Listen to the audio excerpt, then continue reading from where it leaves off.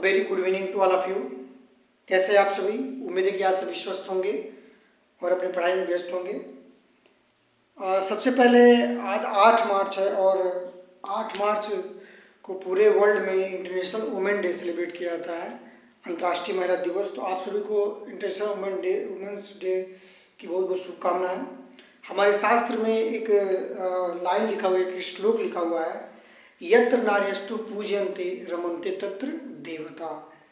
यत्र नार्यस्तु पूजयन्ते रमन्ते तत्र देवता, अर्थात ये कहा जाता है कि जिस देश में नारियों की पूजा होती है वहाँ जो होता है देवता निवास करते हैं। यहाँ घरों में कहा है या देश में कहा जाए, जहाँ नारियों की पूजा होती है वहीं देवता निवास करते हैं। चलिए आइए आज का लेक्चर हम शुरू करते हैं। और पिछले लेक्चर में मैंने आप लोगों को चैप्टर 17 के कुछ टॉपिक्स को कवर किया था। चैप्टर 17 के टॉपिक्स में जैसे टाइप्स ऑफ मसल्स, जो पेशियों के प्रकार बताया था, और टाइप्स ऑफ मूवमेंट, जो हमारे बॉडी में अलग अलग तरीके से जो मूवमेंट होता है उनके टाइप्स को मैंने बताया था। टाइप्स ऑफ मसल्स को मैं एक बार रिविजन करवा दे रहा हूँ आप लोगों को। टाइप्स ऑफ मसल्स में मैंने बताया था कि जो मसल्स होते हैं वो 3 टाइप्स के होते हैं हमारे बॉडी में। वॉल्यूंटरी मसल्स होते हैं, ऐच्छिक पेशियाँ, इनवॉल्यूंटरी मसल्स होती हैं अनैच्छिक पेशियाँ, और कार्डियक मसल्स होती हैं हृदय पेशियाँ। ठीक है, इसके बारे में बताया गया था कि ऐच्छिक पेशियाँ, जहाँ हमारे शरीर में ऐच्छिक क्रियाएं होती हैं वहाँ जो पेशियाँ कार्य करती हैं वो ऐच्छिक पेशियाँ होती हैं। ठीक है, जैसे हमारे हाथ और पैर की जो पेशियाँ होती हैं ऐच्छिक पेशियाँ हैं। अनैच्छिक पेशियों में बताया था मैंने कि जो क्या कहता है कि जो भी हमारी बिना इच्छा के अनुसार के, बिना इच्छा के जो गतियाँ होती हैं हमारे शरीर में, जो क्रियाएं होती हैं वहाँ जो पेशियाँ होती हैं वो अनैच्छिक पेशियाँ, जैसे श्वसन की क्रिया में, जनन की क्रिया में, पाचन की क्रिया में। ठीक है, तो वहाँ जो पेशियाँ कार्य करती हैं उन्हें अनैच्छिक पेशियाँ कहते हैं। और हार्ट जो होता है, हृदय की जो पेशियाँ होती है उन्हें कार्डियक मसल्स या हृदय पेशियाँ करते हैं। वो भी क्या है, एक अनैच्छिक पेशियों की तरह ही कार्य करता है, जो बिना रुके जीवन पर्यंत कार्य करता रहता है। ठीक है, उसमें टाइप्स ऑफ मूवमेंट भी मैंने बताया था, गतियों के प्रकार किस तरह से होते हैं हमारे शरीर में। ठीक है, मूवमेंट कैसे होता है तो उसमें बताया था मैंने, सीलरी मूवमेंट बताया था, सीलिया के माध्यम से मूवमेंट की क्रिया होती है। फ्लैजुलर मूवमेंट्स बताया था, जैसे कि ये स्पर्म, जो ह्यूमन का स्पर्म होता है, शुक्राणु, उसमें फ्लैजुला लाइक स्ट्रक्चर होता है जिसके द्वारा वो मादा की वेजाइना से होकर के अंदर पहुंचता है फैलोपियन ट्यूब तक। ठीक है, और उसके बाद से फ्लैजुलर मूवमेंट, सीलरी मूवमेंट बताया था हमें, वाइड मूवमेंट बताया था, और उसके बाद मस्कुलर मूवमेंट बताया था, पेशीय गति भी उनमें होती है हमारे शरीर में। ठीक है, चलिए आइए आज का लेक्चर हम शुरू करते हैं स्केलेटल सिस्टम से। ठीक है, हम स्केलेटल सिस्टम पढ़ेंगे और टाइप्स ऑफ स्केलेटल सिस्टम पढ़ेंगे कि कितने तरीके से स्केलेटल सिस्टम हमारे बॉडी में होते हैं। ठीक है ना, तो सबसे पहले हम लिखेंगे कि स्केलेटल सिस्टम क्या होता है, कंकाल तंत्र क्या होता है। आइए लिखते हैं।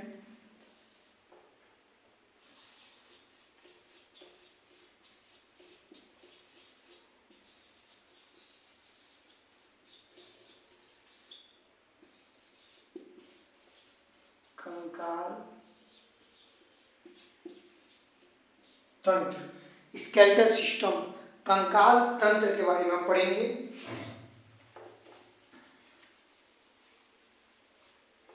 कंकाल तंत्र किसे कहते हैं, तो कंकाल तंत्र किसे कहते हैं, हमारे शरीर को सहारा देने या शरीर का एक ढांचा तैयार करने और आंतरिक अंगों को सहारा देने के लिए अस्थियों और उपास्थियों को बना एक ढांचा होता है। ठीक है, बोन्स और कार्टिलेज का बना एक ढांचा होता है जिसे हम क्या कहते हैं, कंकाल तंत्र कहते हैं, जिसे क्या कहते हैं, कंकाल तंत्र कहते हैं। चलिए आइए इसको लिखते भी हैं कि कंकाल तंत्र की 2 लाइन में इसको डिफाइन कर सकते हैं कि कंकाल तंत्र क्या होता है। लिखेंगे, शरीर की आकृति, शरीर की आकृति तथा अंतरांगों, अंतरांगों मतलब आंतरिक अंगों को, अंतरांगों को सहारा देने,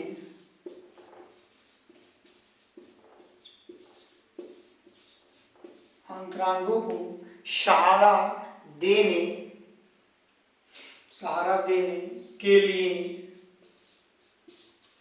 अस्थियों एवं उपास्थियों, अस्थियों मतलब बोन्स, एवं उपास्थियों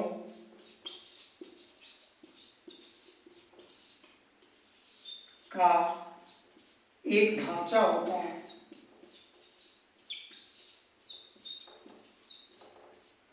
अस्थियों उपास्थियों का एक ढांचा होता है जिसे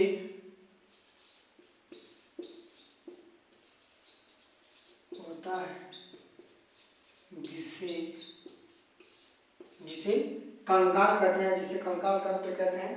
ठीक है, जिसे क्या कहते हैं, जिसे कंकाल स्केलेटल कहते हैं। ठीक है, यानी इस शरीर की आकृति बनाने के लिए, शरीर की आकृति और आंतरिक अंगों को सहारा देने के लिए बोन्स और कार्टिलेज, अस्थियों और उपास्थियों का एक ढांचा होता है जिसे हम क्या कहते हैं, कंकाल कहते हैं, जिसे हम क्या कहते हैं, कंकाल कहते हैं। ठीक है, एक इंपॉर्टेंट यहाँ नोट लिख लेंगे हम। ठीक है, ऑस्टियोलॉजी, स्टडी ऑफ बोन्स, हड्डी के अध्ययन को हम क्या कहते हैं, ऑस्टियोलॉजी कहते हैं, study of bones. Study of bones हम क्या, हड्डियों का अध्ययन क्या कहलाता है, ऑस्टियोलॉजी कहलाता है। वेरी वेरी IMP है, इसको आप लोग नोट कर लीजिएगा। ठीक है, ऑस्टियोलॉजी, स्टडी ऑफ बोन्स को हम क्या कहते हैं, ऑस्टियोलॉजी कहते हैं। क्या कहते हैं, ऑस्टियोलॉजी कहते हैं। स्टडी ऑफ बोन्स को ऑस्टियोलॉजी कहते हैं। देखिए, ऑस्टियोलॉजी तो ऑस्टियन से लिया गया है, ऑस्टियंस, जिसका मतलब, जिसका अर्थ होता है बोन्स, और लॉगोस का होता है स्टडी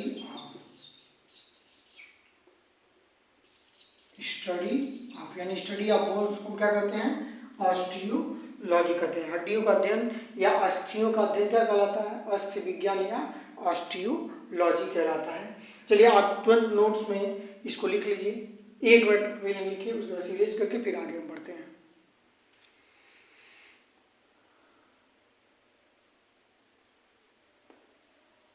उम्मीद है कि अच्छे से समझ में आ रहा होगा आप लोगों को कि स्केलेटल सिस्टम क्या होता है, कंकाल तंत्र क्या होता है, स्टडी ऑफ बोन्स, हड्डियों का अध्ययन का क्या कहलाता है और इसके शाब्दिक अर्थ क्या है। तो ऑस्टियोलॉजी, ऑस्टियन और लोगोस से मिलकर बना है। ऑस्टियन मतलब बोन्स और लोगस मतलब स्टडी ऑफ, यानी हड्डियों का अध्ययन क्या कहलाता है, ऑस्टियोलॉजी कहलाता है।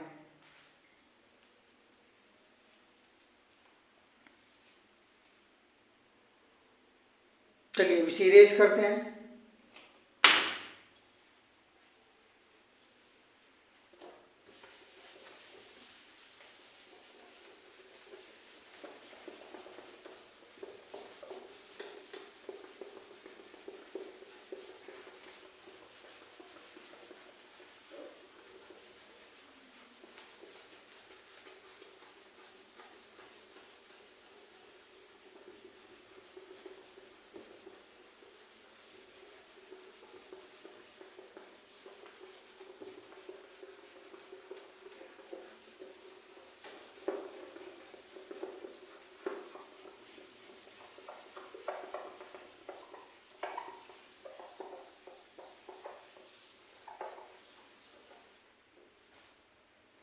अब हम गए, अब हम अगला जो टॉपिक पढ़ेंगे वो टाइप्स ऑफ स्केलेटल पढ़ेंगे, कंकाल के प्रकार। क्या पढ़ेंगे, कंकाल के प्रकार पढ़ेंगे, types of skeletal.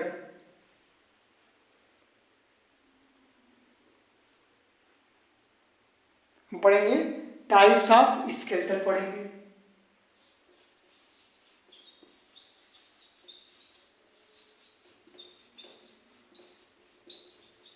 Types of skeletal पढ़ेंगे, स्केलेटन पढ़ेंगे, कंकाल के प्रकार, स्केलेटल सिस्टम, कंकाल तंत्र के प्रकार।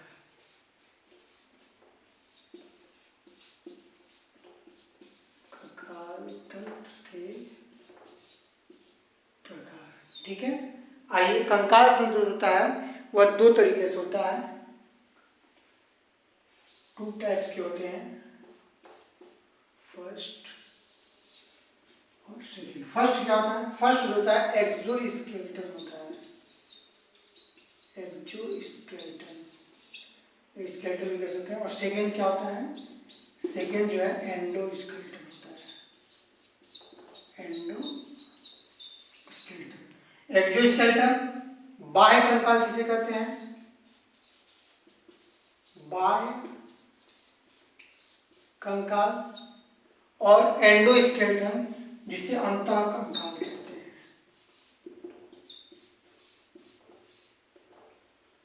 अंतः कंकाल।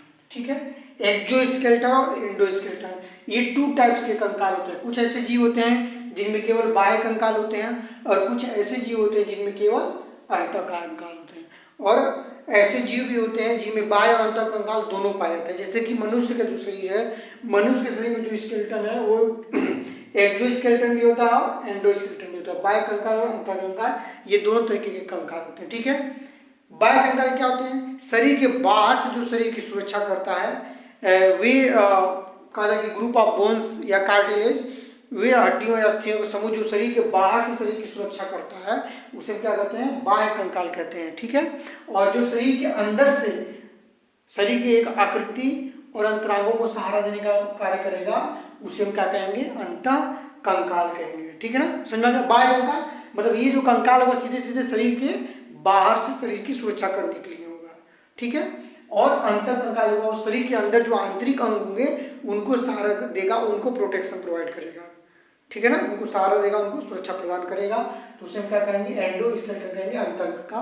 अभी जब उदाहरण यहाँ दिया जाएगा, उदाहरण से आप लोग एकदम क्लियर हो जाएगा कि बाह्य कंकाल क्या है और अंतः कंकाल क्या है। ठीक है, आइए हम बाह्य कंकाल में लिखते हैं कि बाह्य कंकाल क्या है। देखेंगे शरीर की त्वचा के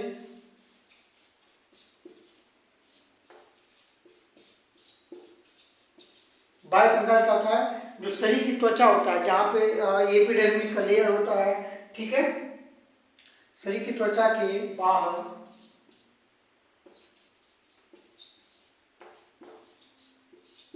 दृढ़ संरचनाएं बनाती हैं तथा सुरक्षा प्रदान करती हैं, सुरक्षा प्रदान करती। ठीक है, सीधे सीधे क्या करा? शरीर की त्वचा के बाहर दृढ़ संरचना बनाती है। शरीर के त्वचा के बाहर यानी कि हमारी स्किन के बाहर ही क्या करती है? दृढ़ संरचना बनाती हैं तथा क्या करती है? बाहर से क्या करती हैं? सुरक्षा प्रदान करती हैं। तो उस तरह का जो कंकाल होगा वो बाह्य कंकाल होगा। और सीधे सीधे इसका उदाहरण लिख लीजिए। उदाहरण में क्या है?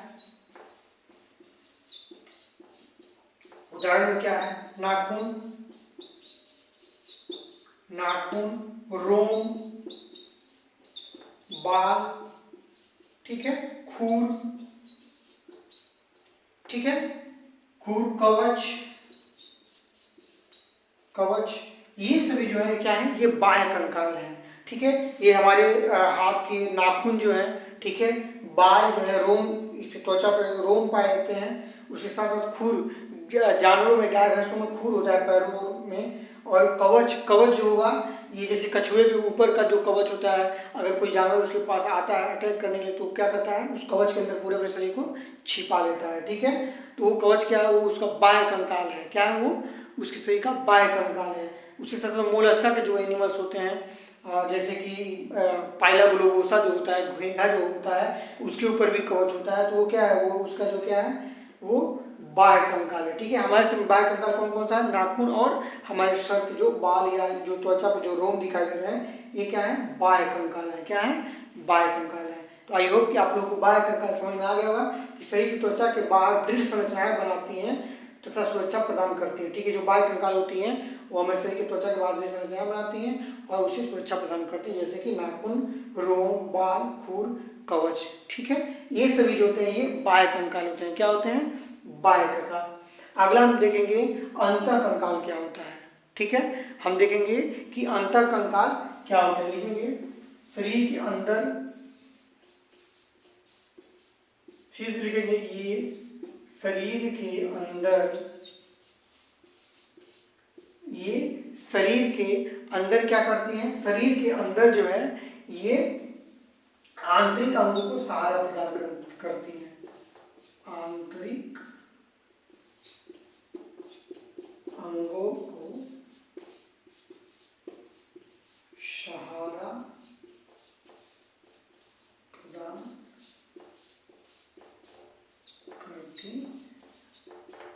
ठीक है। ये क्या करती हैं, आंतरिक अंगों को सहारा प्रदान करती है। तो इन्हें क्या कहेंगे, अंतःकंकाल कहेंगे। क्या कहेंगे इन्हें हम, अंतःकंकाल कहेंगे। ठीक है। तो हमारा जो मनुष्य का जो बॉडी है, जो मानव शरीर है, मानव शरीर में दोनों तरह के कंकाल होते हैं, बाह्य कंकाल भी होते हैं और अंतःकंकाल भी पाए जाते हैं। ठीक है। आई होप कि आप लोगों को कोई डाउट ना होगा। अगर कोई डाउट है तो कमेंट बॉक्स में आप लोग कमेंट करके हमें बताइएगा कि क्या डाउट है। आगे देखिए, एंडोस्केलेटन जो होता है या अंतःकंकाल, इसको लिख लीजिए, लिखने के बाद हम बता रहे हैं।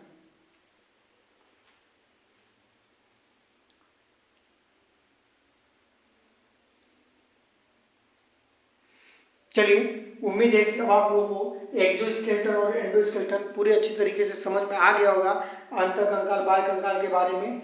अब अगला मेरा जो वीडियो होगा वो ह्यूमन स्केलेटल सिस्टम, मानव कंकाल तंत्र का होगा, जो आप लोगों के लिए काफ़ी लाभदायक होगा। अब तक इसके पहले का जो मैंने वीडियो बनाया है, जहाँ से मैंने चैप्टर की शुरुआत की थी, उम्मीद है कि आप सभी लोग नोट्स में उसको कवर करके उसको तैयार कर लिए होंगे, लिख लिए होंगे। और उम्मीद है कि ये जो लेक्चर है इसे भी आप लोग लिख लेंगे और लिख करके बिल्कुल तैयार कर लीजिएगा। ये मोस्ट इंपॉर्टेंट टॉपिक आपके एग्जाम से रिलेटेड है, जो आपका एग्जाम होने वाला है उससे रिलेटेड काफ़ी मोस्ट इंपॉर्टेंट टॉपिक है, एक्सोस्केलेटन और एंडोस्केलेटन। अगला वीडियो मेरा मानव कंकाल तंत्र रहेगा, एक बहुत ही बेहतरीन वीडियो लेकर के हम आएंगे। चलिए, बहुत बहुत धन्यवाद।